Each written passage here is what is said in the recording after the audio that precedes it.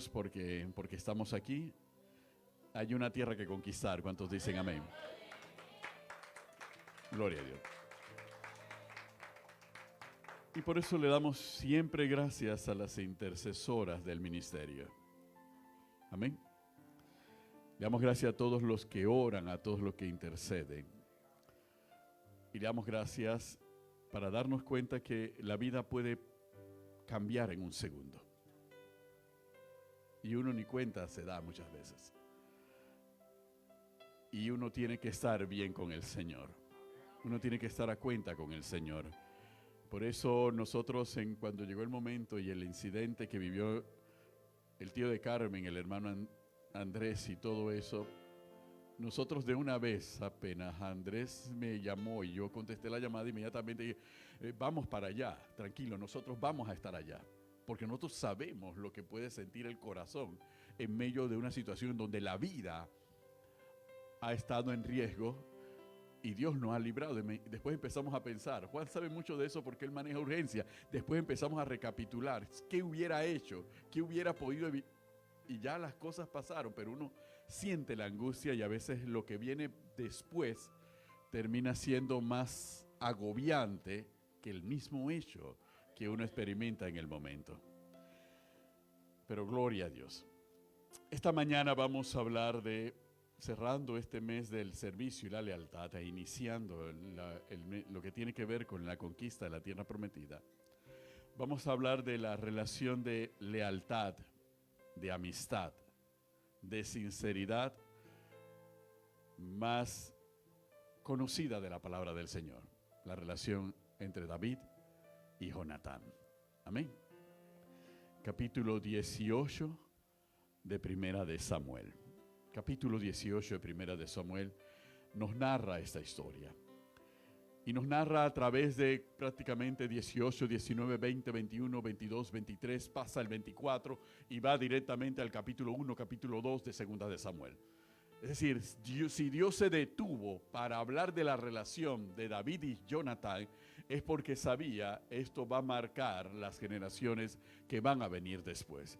Las generaciones que van a venir después van a examinar sus vidas y sus corazones y sus virtudes en base a esa relación. Amén. Nos dice el capítulo 18 de Primera de Samuel en los primeros versículos de la siguiente manera. Aconteció que cuando él hubo acabado de hablar con Saúl, el alma de Jonatán quedó ligada con la de David y lo amó Jonatán más que a sí mismo. Y Saúl le tomó aquel día y no le dejó volver a casa de su padre. E hicieron pacto Jonatán y David, porque él le amaba como a sí mismo. Y Jonatán se quitó el manto que llevaba y se lo dio a David, y otras ropas suyas, hasta su espada, su arco y su talabarte. Y salía David a donde quiera que Saúl le enviaba, y se portaba prudentemente. Y lo puso Saúl sobre gente de guerra, y era acepto a los ojos de todo el pueblo, y a los ojos de los siervos de Saúl. Señor y Dios Padre Todopoderoso, te damos gracias por tu palabra.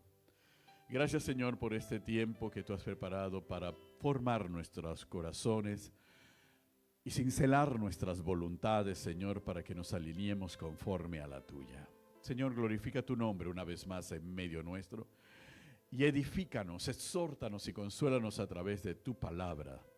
Usa, Señor, esta vasija de barro como un instrumento de honra en tus manos para bendecir a tu pueblo, el pueblo de los santos. En el nombre de Jesús, amén y amén. Podemos sentarnos, iglesia. Qué interesante cómo la palabra describe inmediatamente cómo el alma de Jonatán quedó ligada directamente al alma de David. Y esta relación empieza siempre a través, y es una relación basada en la lealtad mutua. Esta no es una relación basada en la lealtad de una sola parte. Es la lealtad de un hombre para con otro hombre y viceversa. Pero es una lealtad que no solamente tiene que ver con una relación personal, sino es una lealtad que trasciende generaciones. ¿Cuántos dicen amén? Es decir, la lealtad va más allá de las generaciones en que ambos estaban viviendo. La lealtad de David hacia Jonatán iba más allá de Jonatán. Iba para bendecir a la descendencia de Jonatán, para también cuidar de la descendencia de Jonatán. Mientras que la lealtad de Jonatán era una lealtad que se vivía en el presente, porque Jonatán era aquel que intercedía delante de Saúl para que Saúl cambiara su actitud con respecto a David. Jonatán era esa voz que le hablaba con sensatez y cordura a Saúl sobre el valor y el significado que el servicio de David había representado aún para el propio Saúl y que calmaba la ira de Saúl en un momento determinado. Jonatán era el que le advertía a David de los peligros que podían venirle, y Jonatán era el que se comprometía y se arriesgaba a sí mismo con tal de guardar la vida de David. Miren, tanto era tal relación que el propio David le decía a Jonatán: tengo cuidado de tu vida, tengo preocupación por tu vida, porque si tu padre se entera, ¿qué será de ti?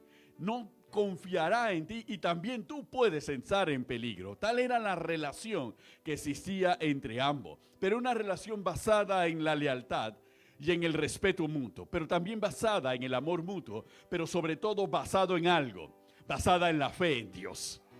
¿Por qué basada en la fe en Dios? Porque Jonatán no sufría de la misma debilidad de su padre Saúl. Jonatán, en estos versículos que acabamos de leer, cuando él se entera y él percibe en su corazón que David es el llamado realmente por Dios a dirigir a Israel, tenemos que ponerlo en el contexto. ¿Quién era Jonatán? El hijo preferido y mayor de Saúl. En caso de que muriera Saúl, que era el rey, ¿quién era el que estaba llamado a ser su sucesor? Jonatán era el que estaba llamado a ser su sucesor. Él era el príncipe, él era el heredero de la corona de Israel. Dios había desechado a Saúl, ya todos sabemos la historia. Él se había elegido para sí mismo un rey conforme a su corazón. Pero en ese acuerdo y en esa ecuación y ese plan de Dios, Jonatán no estaba presente. Así que Jonatán podía sentirse amenazado por David. Podía sentirse amenazado porque el que Dios había ungido y había escogido para reemplazar no solamente a su padre, sino toda la casa de su padre. Y levantar una nueva casa de reyes, una nueva estirpe de reyes. Podía sentirse amenazado, no solamente él, sino también su descendencia. Porque era de costumbre en el tiempo antiguo, en el oriente, que cuando un rey era derrocado, no solamente acababan con el rey, sino exterminaban a toda su familia. La eliminaban para evitar que cualquiera pudiera levantarse en el futuro y reclamar después el trono. Entonces ese era lo que se exponía Jonatán con lo que estaba viviendo. Pero Jonatán sabía que la elección de David era la decisión de Dios. Y si era la decisión de Dios y él amaba a Dios como David amaba a Dios, él también tenía que obedecer y amar a David. ¿Cuántos dicen amén? Así que Jonatán, en base a esa fe en Dios, que era común con la fe que David tenía en Dios, decide simplemente despojarse de su condición de príncipe. Por eso cuando nosotros leemos en los principios de ese capítulo 18, que él se despojó de su manto, él se despojó de su espada, él se despojó de su arco, él se despojó de su talabarte, todo eso simbolizaba la condición de príncipe y heredero de Israel. Todo eso simbolizaba su valentía y su honor. Todo eso simbolizaba precisamente su legado y su herencia. Eso simbolizaba su autoridad y su dignidad delante de todo el pueblo de Israel y delante de Dios.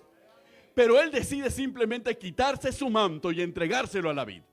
Y no solamente le entrega el manto, también le entrega su espada y le entrega su arco y le entrega su talabarte, que era el cinturón que cubría al soldado y al guerrero y en el cual descansaba todas las armas que él tenía. Le estaba entregando su condición de heredero terrenal, se lo estaba entregando a David. Le estaba diciendo a David: yo no pelearé contra ti como pelea mi padre. Yo me someto a la voluntad de Dios porque la voluntad de Dios está por encima de lo que yo pueda sentir o yo pueda desear. Y si Dios te ha amado, yo también te he amado. Y yo ligo mi corazón a tu corazón. ¿Cuántos dicen amén? Y eso es un valor importante porque en estos tiempos modernos, donde existen tantos celos y tanta envidia entre nosotros como seres humanos, Si había alguien que tenía que sentir temor por perder su estatus, su poder, su condición, el que tenía sueños de cuando él fuese heredero, etcétera, etcétera, era Jonatán. Pero en Jonatán no había envidia. En Jonatán no había celos. En Jonatán no había deseos de venganza, ni de proteger sus intereses. En Jonatán no había eso. En Jonatán había obediencia a Dios. Si Dios lo ha dispuesto, yo me someto a la voluntad de Dios.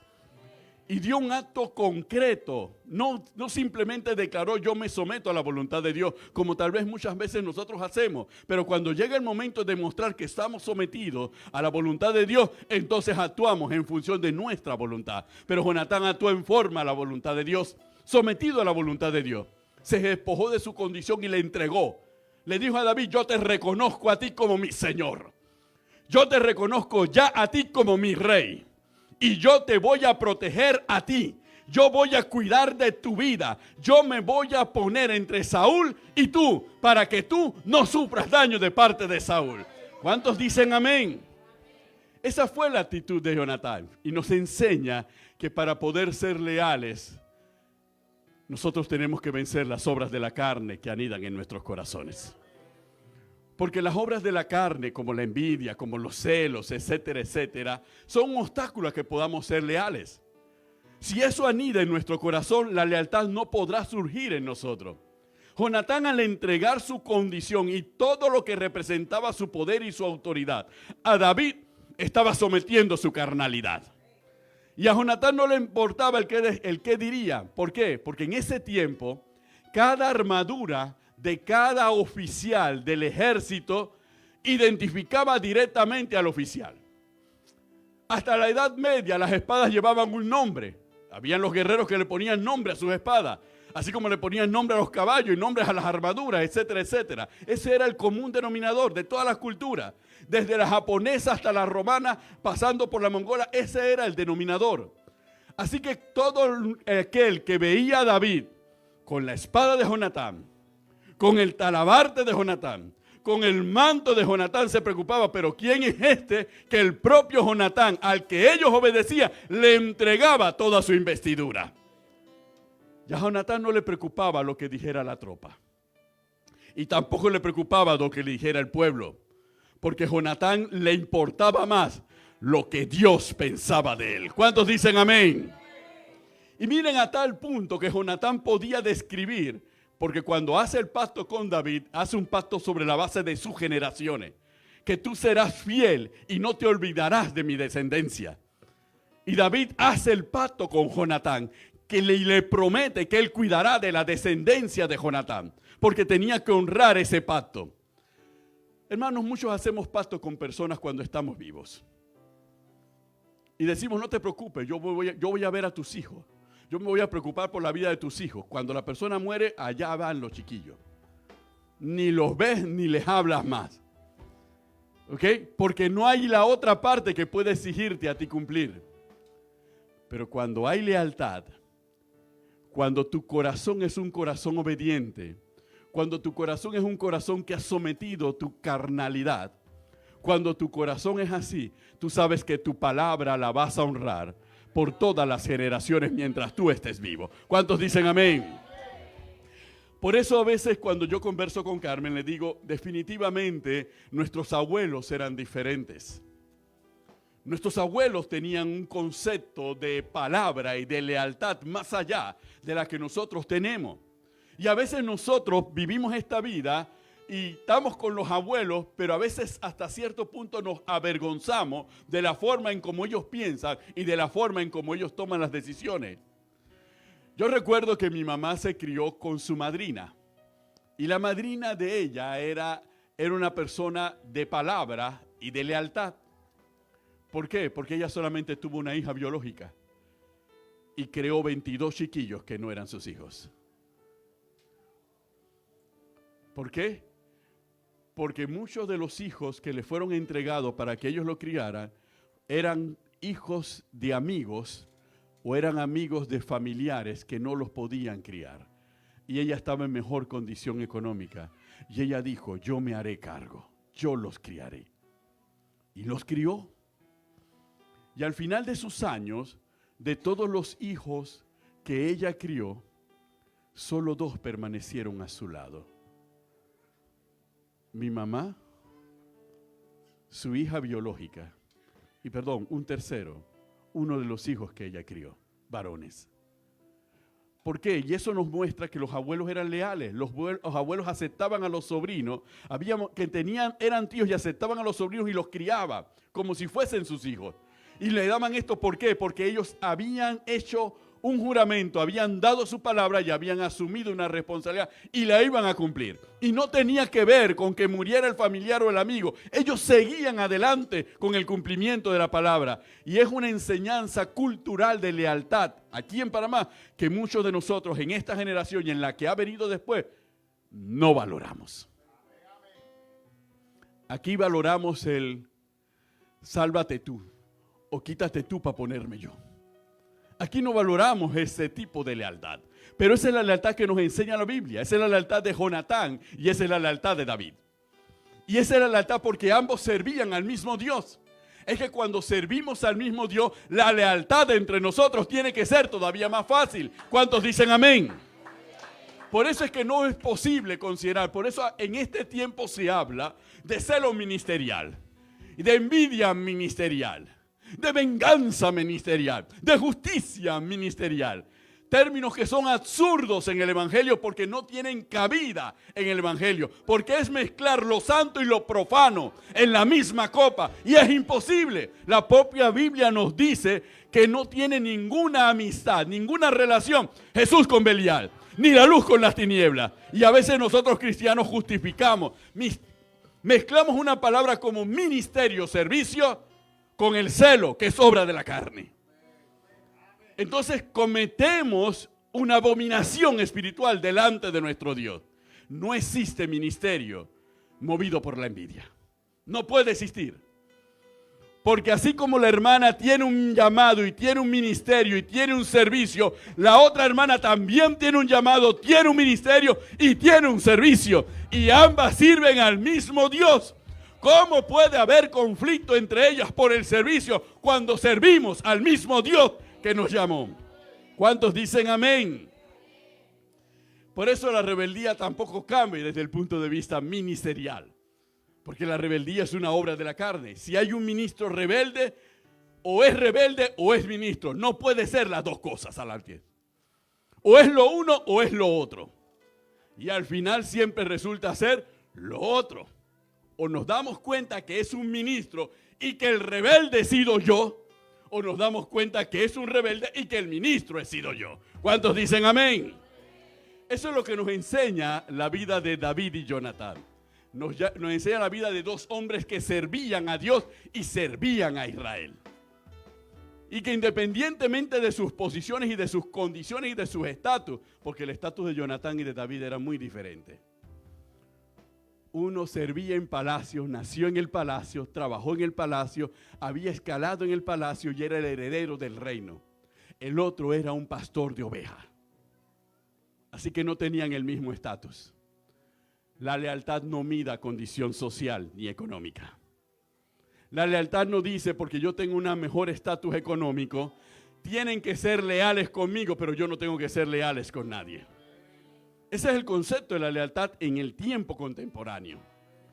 Por eso hay veces cuando, decía Carmen, cuando una persona te hable de que tienes que ser leal, primeramente detente, cielo, y analiza qué lealtad te brinda él a ti o ella a ti. Porque si te habla de lealtad para que tú seas leal para con ellos, pero no para que ellos sean leales para contigo, es una manipulación y es un engaño. La lealtad siempre va a ser en doble vía. Eso es lo que nos enseña David y Jonatán. La lealtad siempre, siempre va a ser en doble vía. No existe lealtad en una vía, existe lealtad en doble vía. Si no, no es lealtad. ¿Cuántos dicen amén? Aleluya. Y eso lo sabían muy bien y lo han sabido muy bien a lo largo del tiempo las personas que detentan el poder. Siempre hacen los juramentos de lealtad para la tropa. ¿Ok? Ahora van a dar una película sobre los juicios de Nuremberg. Y en los juicios de Nuremberg, todos los criminales nazis y altos jerarcas nazis que fueron juzgados dijeron que ellos simplemente lo hicieron porque ellos habían hecho un juramento a favor del Führer. Le habían jurado lealtad al Führer. Y como le habían jurado lealtad al Führer, tenían que obedecer al Führer hasta el final. Eso en derecho penal se conoce como la obediencia debida. ¿Ok? Entonces, en virtud de eso, ellos se excusaban de todos los crímenes que habían cometido porque ellos simplemente, aunque lo hicieron ellos, pero no lo hicieron porque ellos querían hacerlo, ni porque ellos lo disfrutaron, sino porque ellos le habían jurado lealtad al Führer y el responsable del todo era el Führer que ya estaba muerto. Ese era el concepto. Es como en Panamá. Prácticamente Noriega secuestró y mató a un montón de gente, torturó a un montón de gente, él solo lo hizo todo. El Viernes Negro, que se conoce en el periodo civilista, el Viernes Negro lo hizo un solo hombre, Noriega. Noriega fue el que agarró un montón de gente, la golpeó, la arrestó, la llevó para aquí y para allá. Solamente él fue el responsable. Los demás, todos eran inocentes. Por su concepto de obediencia debida. Y eso es falso. El sistema humano crea estructuras falsas para asegurar la lealtad, o mejor dicho, el sometimiento de los más débiles con respecto a los más poderosos. Pero la lealtad bíblica es una lealtad recíproca. Es una lealtad en donde nos comprometemos ambos a la lealtad y a la fidelidad uno para con el otro. A cumplir las palabras uno para el otro más allá del tiempo, como lo hizo David. Por eso todos nos reímos y cantamos la historia de Mefiboset. Mefiboset simplemente fue el cumplimiento de la lealtad de David hacia Jonatán.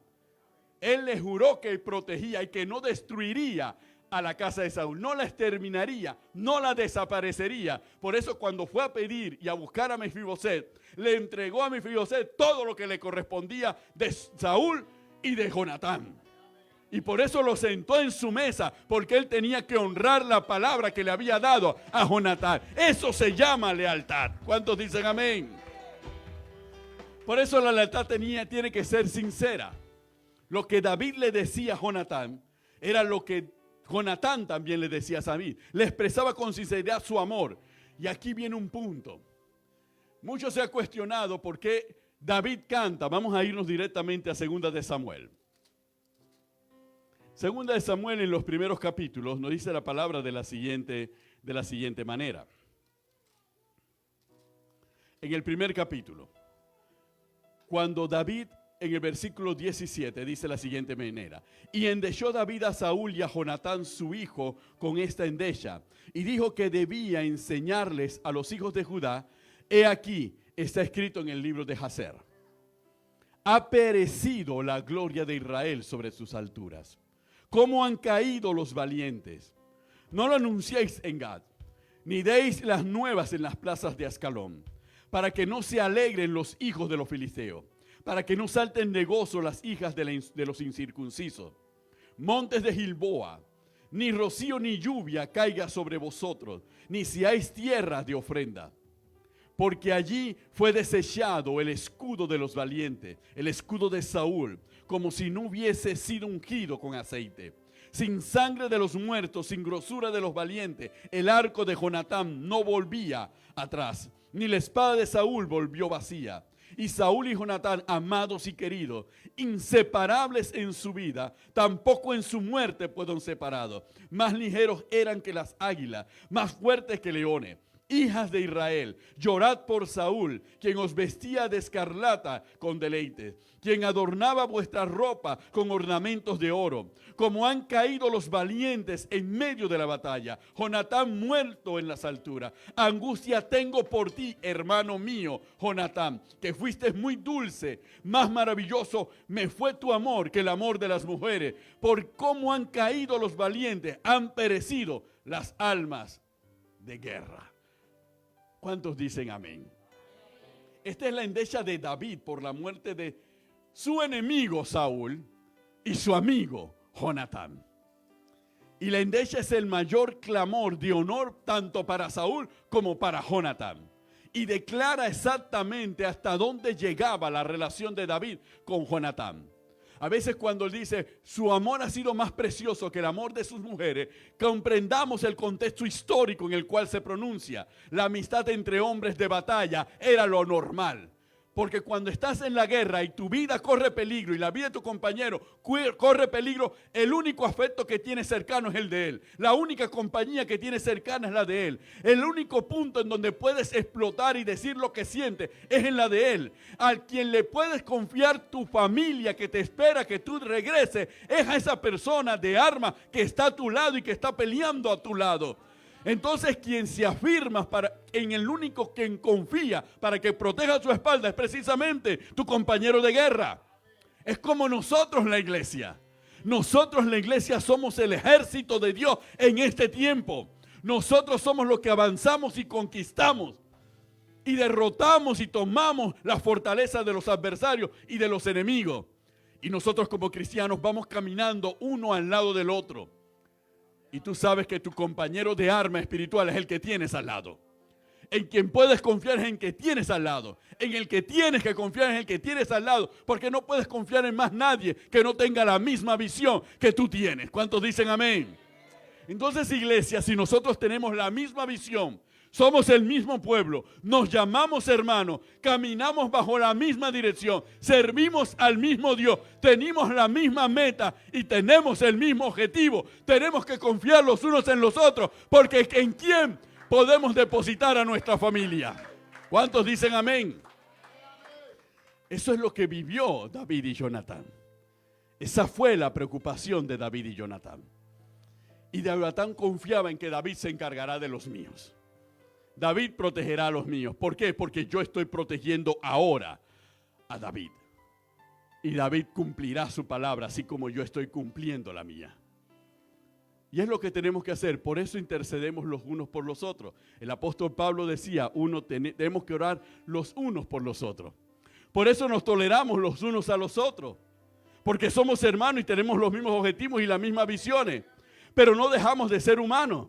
Muchas veces podemos dejar que un pedazo de carne se nos salga al flote, pero inmediatamente tenemos que reconocer que el otro es nuestro hermano y va a interceder por nosotros. Por eso cuando un hermano te llama, te corrige, te advierte, estás haciendo esto mal, no lo hace por mal, lo hace para que nosotros nos enrumbemos, nos alineemos y sigamos adelante. ¿Cuántos dicen amén? Y es que la lealtad es sincera, la lealtad no es hipócrita. Porque el que es leal busca el bien del otro. ¿Cuántos dicen amén? Busca proteger al otro. Busca cuidar al otro. Así como el otro también busca el mismo cuidado. Muchos hemos vivido sin Cristo. Y cuando vivimos sin Cristo, escuchábamos ayer en la conferencia de matrimonio, cuando empezaron a hablar los mismos hermanos de la iglesia. Uno sin Cristo y en el mundo tiene que tirar puñete. Tiene que pelearla, tiene que cuidarse las espaldas. Y uno tiene que utilizar filosofías que nos ayuden a hacer cómo nos cuidamos la espalda. Y uno encima, a los amigos lo tengo cerca, pero a los enemigos más cerca todavía. ¿Por qué? Y no me tengo que cuidar mucho del enemigo, tengo que pegarle el ojo al amigo. Porque el enemigo ya yo sé lo que quiere, pero el amigo... Él me dice lo que quiere, pero en realidad yo no sé lo que quiero. Así que yo tengo que pelarle el ojo al amigo y cuidarme de él, porque las traiciones más dolorosas vienen de los amigos. No vienen de los enemigos, porque del enemigo tú lo esperas, pero tú no lo esperas del amigo. Pero cuando entramos en este camino del evangelio, a veces es difícil ir venciendo como pensábamos antes de conocer a Cristo. A veces también en el evangelio entramos en un proceso en donde mucho de la filosofía que nos ayudó a sobrevivir en el mundo, la traemos a la iglesia. Así que andamos aguaitando a todo el mundo, vigilando a todo el mundo. Vemos al frente a los pastores cuando predican, pero vemos al lado porque para saber qué es lo que está pensando el hermano. No vaya a ser que y si el hermano se acerca, algo quiere el hermano. Entonces vemos la vida con esa desconfianza. Pero cuando vamos avanzando en el camino del evangelio, nos damos cuenta que no podemos caminar este camino de esa manera. Cuando nos rendimos ante Dios y obedecemos al Señor, entonces vemos las cosas de una manera diferente. ¿Cuántos dicen amén? Por eso es que en Cristo es donde se desarrolla la tolerancia. El hermanito es así, pero no es porque sea malo, simplemente porque Él está en su proceso, porque cuando yo empecé el camino, yo era peor.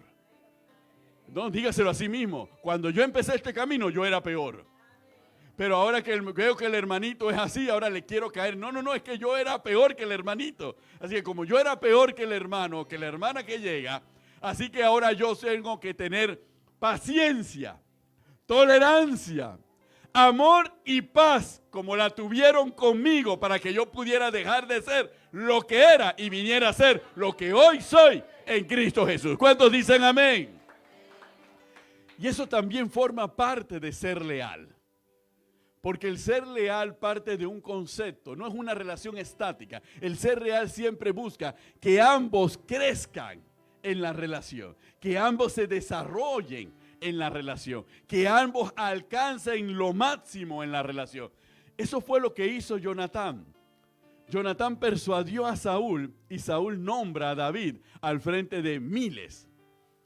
Y a veces a Saúl se le iba la mano, porque una vez, a cambio de darle su hija, le dijo que tenía que traerle 1000 prepucios de los filisteos.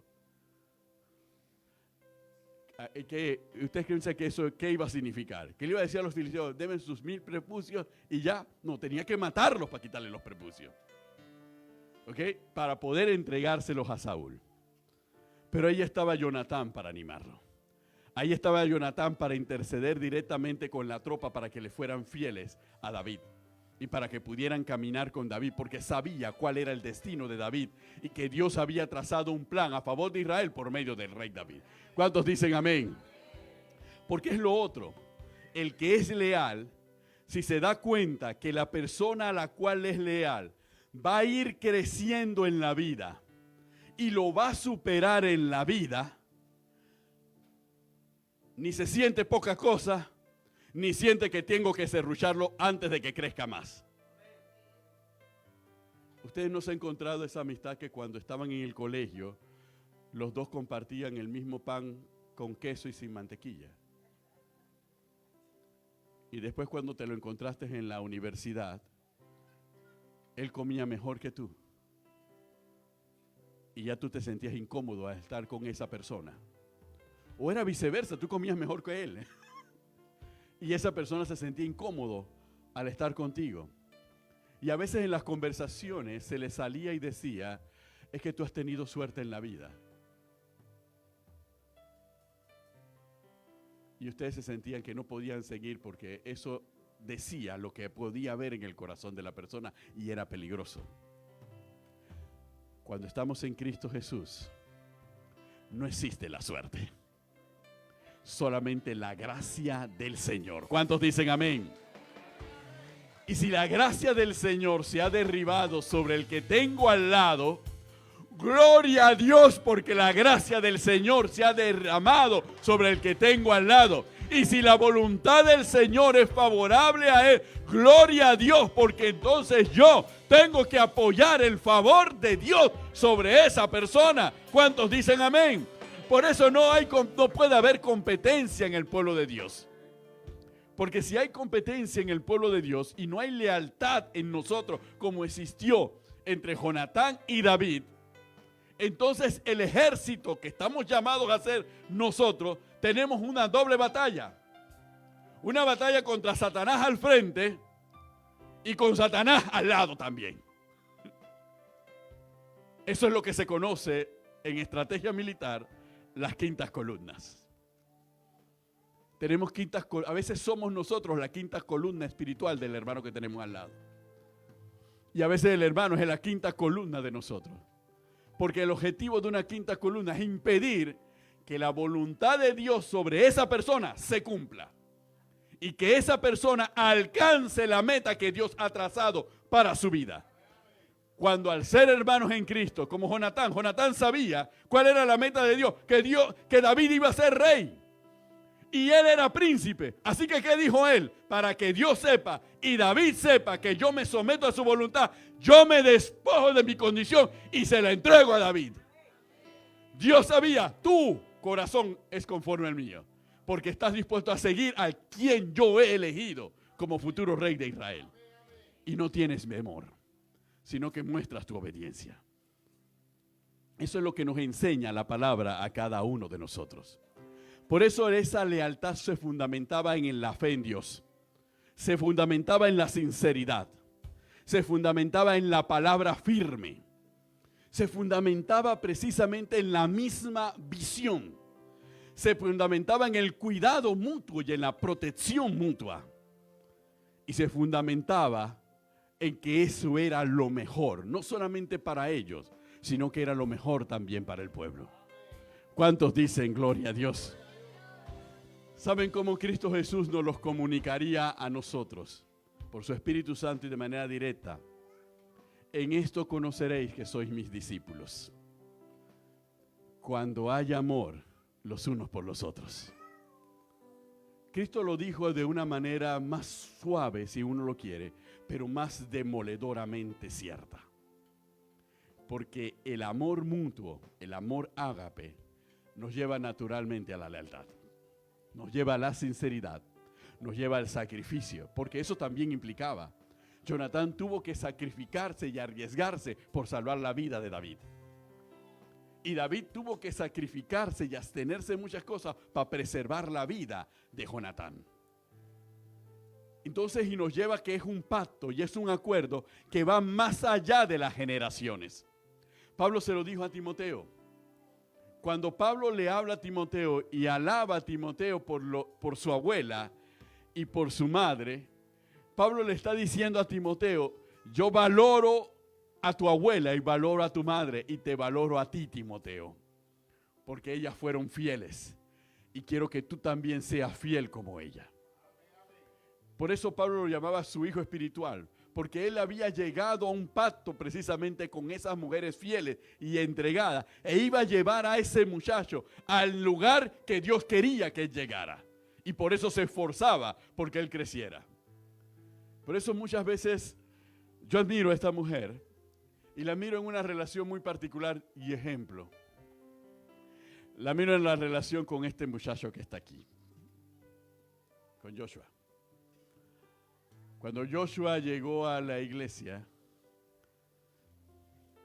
Joshua era tremendo. Le pegaba a Nini, le pegaba a Leida, se portaba mal. Había una hermana que lo peñiscaba sin que nadie se diera cuenta, etcétera, etcétera. Muchos lo querían linchar, desaparecerlo, no lo soportaba. Y muchos de los que eran inquietos antes no aguantaban la inquietud de Joshua. Pero ella dijo, yo te amo y yo te voy a cuidar. Y ha sido paciente y ha sido tolerante. ¿Okay? Y aunque muchas veces no vemos, este niño está aquí por el que ha conocido el amor de Cristo en esta casa a través de esa mujer. Por eso está aquí, porque ha conocido el amor de Dios.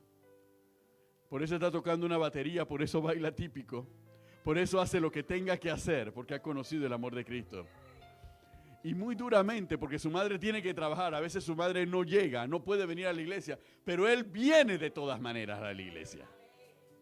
¿Por qué? Porque él conoció el amor de Cristo. Y él sabe, como sabe su pastora, que hay un propósito de Dios para su vida. Que tal vez él no lo conoce ni lo quiera aceptar ahora, pero cuando lo conozca y lo acepte, él se dará cuenta que ha valido la pena este trabajo. Ahora, si nosotros tenemos una visión como iglesia, así muchas veces nos encontramos muchos de los que estamos aquí. Esa visión tiene que ser una visión acuerpada por todos los que estamos aquí. Ese mismo sentir tiene que ser un sentir acuerpado por todos los que estamos aquí. Porque así como se ha tenido paciencia con Él, también se ha tenido paciencia contigo y contigo. Aleluya. Por cada uno de nosotros. Eso se llama lealtad. Eso se llama lealtad y fidelidad al Señor. Y hablar con sinceridad y con claridad. Y estar dispuesto a sacrificar. Porque estás dispuesto a sacrificar que tu tiempo, tu paciencia, tu calma, la tranquilidad de tu vida, ¿ok? A cambio de que al futuro ese muchacho llegue a mejores lugares. ¿Cuántos dicen amén? Bendito el nombre del Señor. Vamos a ponernos de pie. En el capítulo 23 de Primera de Samuel, la palabra del Señor nos dice de la siguiente forma, en el versículo 15.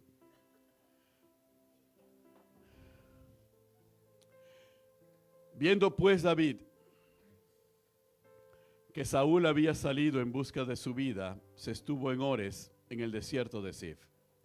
Entonces se levantó Jonatán, hijo de Saúl, y vino a David a Ores, y fortaleció su mano en Dios. Y le dijo: no temas, pues no te hallará la mano de Saúl mi padre, y tú reinarás sobre Israel. Y yo seré segundo después de ti, y aún Saúl mi padre lo sabe. Y ambos hicieron pacto delante de Jehová. Y David se quedó en Ores, y Jonatán se volvió a su casa.